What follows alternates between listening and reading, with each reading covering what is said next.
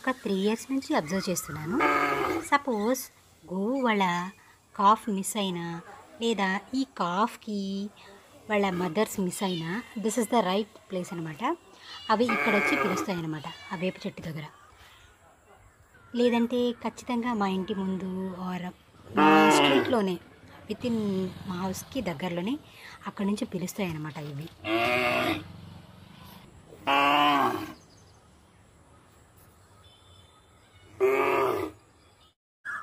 నిన్న ఈవినింగ్ జరిగిన ఇన్సిడెంట్ వాళ్ళ అమ్మ వచ్చేసింది. అంటే ప్రీవియస్గా నేను ఒకసారి ఒక గోవు ఇలాగే అరుస్తుంటే 2 ఇయర్స్ బిఫోర్ కథ ఇప్పుడు నేను చెప్పేది. అప్పుడు అది భద్రకాళి గోవు పిలుస్తూ ఉందనమాట. దాని దూడ కనపడట్లేదని. అది వాయిస్ ఫస్ట్ టైం వినడం కదా, తను వెతుకుతుంది అని తను దీనంగా పిలుస్తుంటే నాకే ఏడుపు వచ్చేస్తుంది అనమాట. సో మహాదేవ, దాని కిడ్ మిస్ అయిపోయింది, వాళ్ళిద్దరినీ దగ్గర చేర్చేయని చెప్పాను అనమాట. వాళ్ళ 6:30కి పిలిచిన గోవుకి ఆల్మోస్ట్ 7:30 అయిపోయింది. అప్పుడు దాని కాఫ్ మా ఇంటి వద్దకి వచ్చింది. అప్పుడు చూశానమాట భద్రకాళి గోవు ఎంత హ్యాపీ ఫీల్ అయిపోయిందో దాని కిడ్ని చూసి. అప్పటి నుంచి ఆల్మోస్ట్ భలే టెస్ట్ చేస్తుంటాడు పరమశివుడు. అప్పటి నుండి ఆల్మోస్ట్ ఏదన్నా గోవుకి వాళ్ళ కాఫ్ మిస్ అయిపోతే మా గేట్ దగ్గర వచ్చి మా వైపు చూస్తూ అంబా అని పిలుస్తుంటాయి. లేదా ఈ చిన్నారి దూడలు వాళ్ళ అమ్మ కనపడిపోతే అంబా అని పిలుస్తాయి. అవి పిలిచిన పిలుపుకి పరిగెత్తి వెళ్ళి చూస్తాము.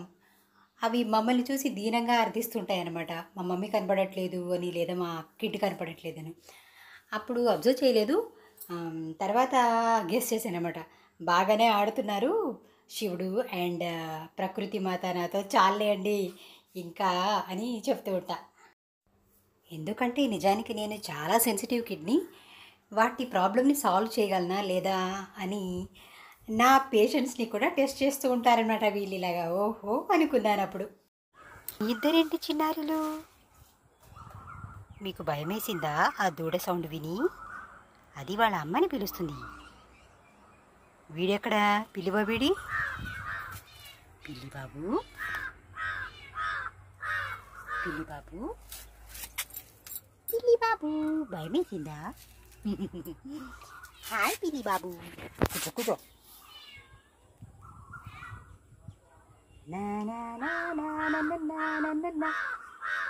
మొత్తానికి ఈ దూడ వాళ్ళ అమ్మ, ఈ గోవు ఒకటయ్యారు. అండ్ ఇలాగా తనకి పాలిచ్చిన తర్వాత కూల్గా వాళ్ళ ఇంటికి తీసుకెళ్తూ ఉంది. చూడండి ఎంత ముచ్చటగా వెళ్తూ ఉన్నాయో అమ్మ బిడ్డ వాళ్ళ ఇంటికి.